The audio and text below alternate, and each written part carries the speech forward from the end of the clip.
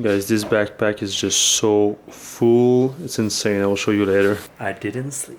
So right now I'm waiting Tony. Sorry. They're waiting us. Come on.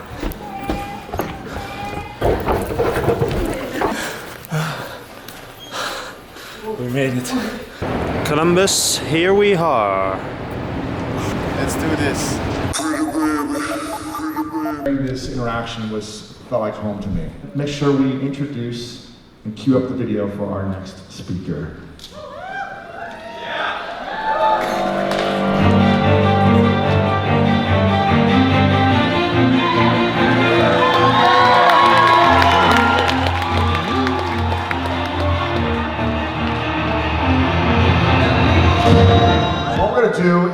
We're going to bring up our workout leaders really quickly to introduce them, and for those that missed it, you're going to get a chance to go tomorrow. So if you're one of the workout leaders, Jen, Marc, Corey, Steve, come on up really quick. Let's throw some music on if we've got it.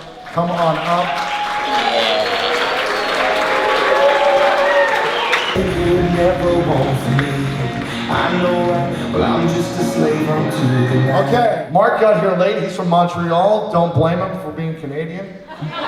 And but Marc is an incredible fitness expert, leader. He's got 6-7 million fans on Facebook. He has fans all over the world, and they follow him for his fitness, just like all these guys. Corey's an incredible fitness model, father of 4, correct? 3. And Reebok sponsored, former president of Muscle Farm, which is did $500 million in sales. Look at that, guys.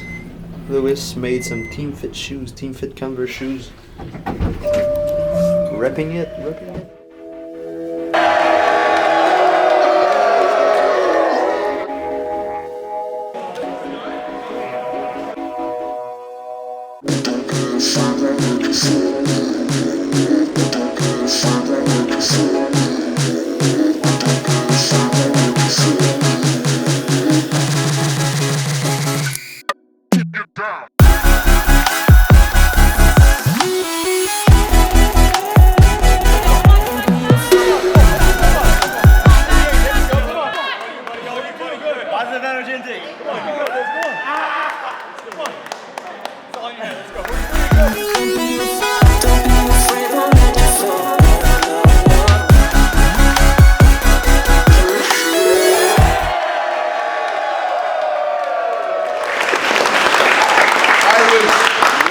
Really impressed yesterday with the ability of every one of you guys, without hardly even knowing each other's names, to encourage and give your energy, multiply your energy among your team. But today was special, man. I saw some people today pulling their teammates along.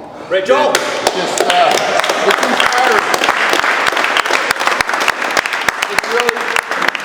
It's really inspiring to see people using their gifts and their abilities through fitness to pull other people along who are struggling today.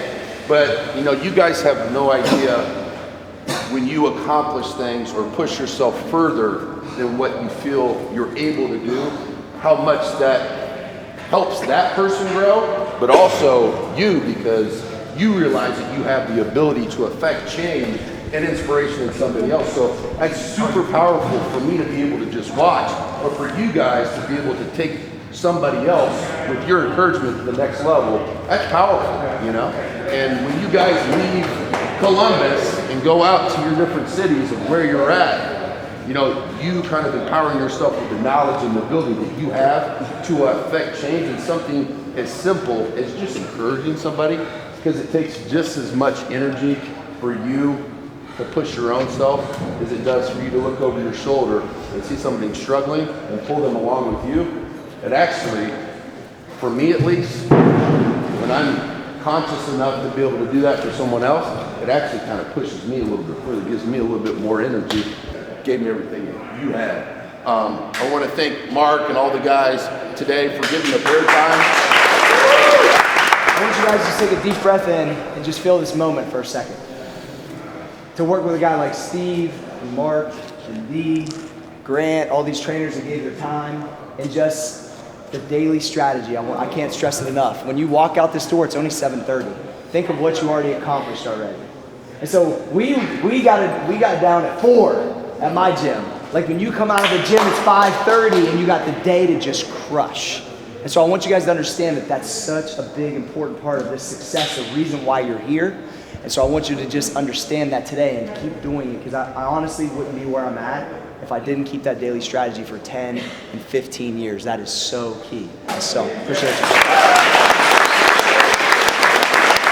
And I was talking outside to other people, and the thing that I was sharing with people is like, you're good enough to start whatever you want.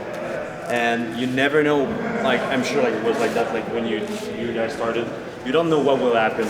And sometimes you're just not believing in yourself, and you're just, I will just get started. And that's the first thing to do. And then after that, you will build the momentum to go after greater things. I didn't expect to be here in front of like people speaking in English, because my first language was French, and I learned the English like 5 years ago. It's pretty awesome. And I guess the only thing I wanted to share is just like, when you build a momentum and then you just take a leap of faith, everything is possible. That's the only thing I have to say.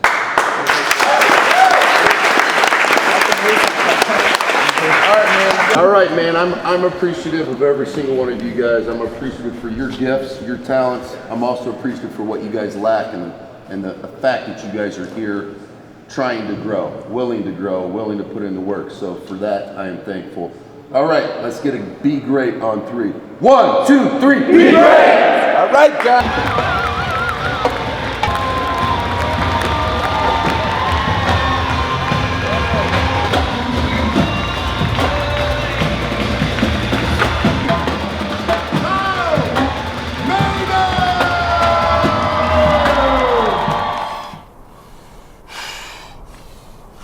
Here is a man, working hard, pushing his limits.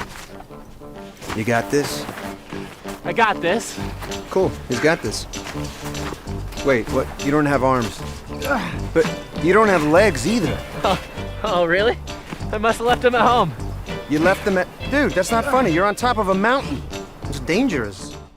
The same discovery that you are on, because I don't think that, I hope that you don't believe that there's any difference between me or you and your ability to go and impact the world, that you have everything inside of you to go and do the same, go and reach people on a profound level.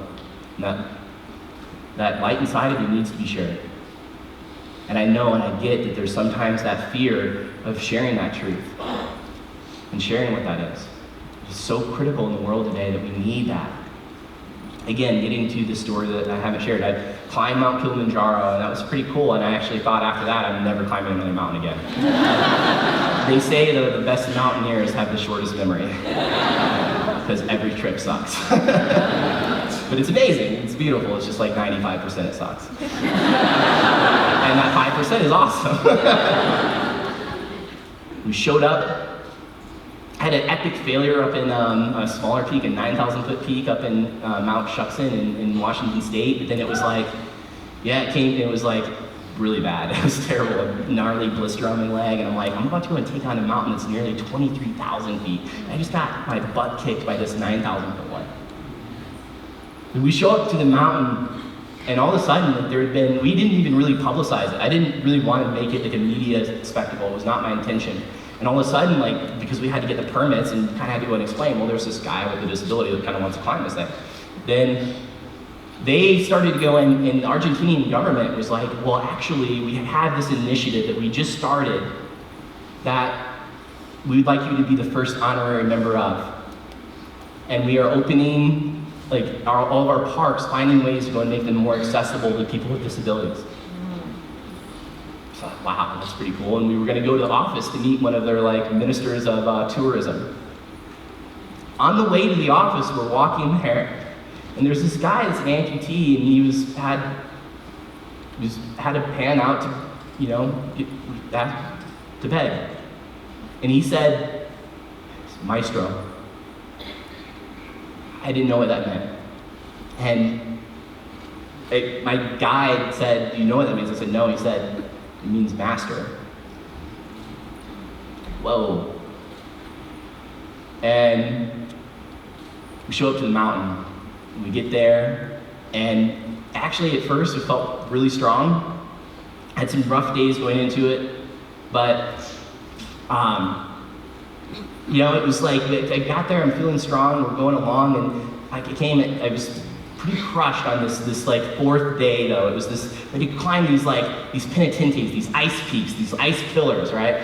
And the big ones, you try to go around. The small ones, you go over top. And I had these special crampons made for my arms and my feet. And just going through this, and it's like this 6-7 hour day, I'm just totally depleted. This boulder about the size of a watermelon ended up going by my head at like 50 miles an hour. And all of these warning signs, I'm like, why am I here? This is crazy, this is stupid, this is not a good idea. I couldn't get my heart rate down that night. My resting heart rate was about 140 beats per minute. And that was the last night I could have gotten a helicopter evac. And I was like, at this point, I'm considering I'm so close to waking up my guy Kevin sleeping next to me. And I was like, because I don't want to be here anymore. And I will pay any amount of money, I don't care, take it all. Because if I'm dead, then what's it matter? The summit day, 6 a.m. wake up, brutal hike. And I get to the cave, I literally just like, I was so depleted, it was about noon. 6 hours in, and I've got another 1,000 feet to go. The hardest part left of the climb, there was the scree, the loose rock was sliding. Sometimes I'd take 5 or 6 steps and just slide back, and just grinding to come up and just sliding more, and just getting so angry and frustrated. I got to the cave, and my body just went into full shutdown mode. I couldn't stop shivering. I couldn't eat anything. I tried to eat like half of a Cliff Bar. My body immediately started like rejecting it. Like I started like, throw it up. And like, the day before though, my guide too, he had pulled out this snack that I hadn't gotten since my grandma had given it to me like 15 years before. It was this little vanilla wafery bar. I kept thinking about this, and I was like, I can't stop. And thinking about that guy who said that, the maestro comment, I thought this is like, I'm so close I can see the summit, I'm not gonna stop.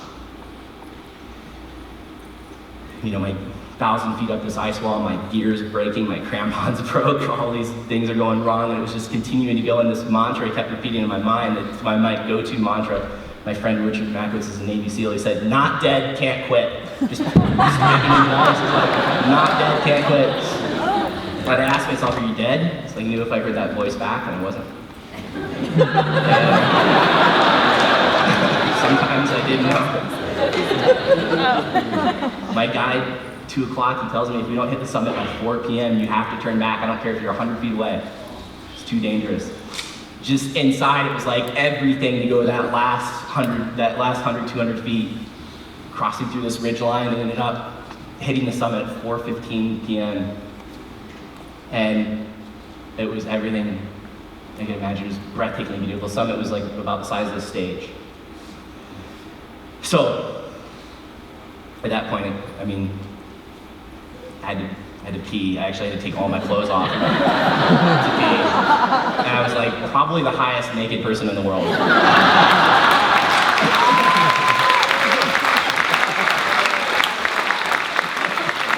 a record I care about. And we came back down, got to have this amazing press conference, and 2 other climbers, I'll never forget, hugging this girl who was also an amputee.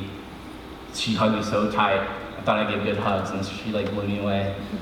And she's going to go and climb the mountain next year.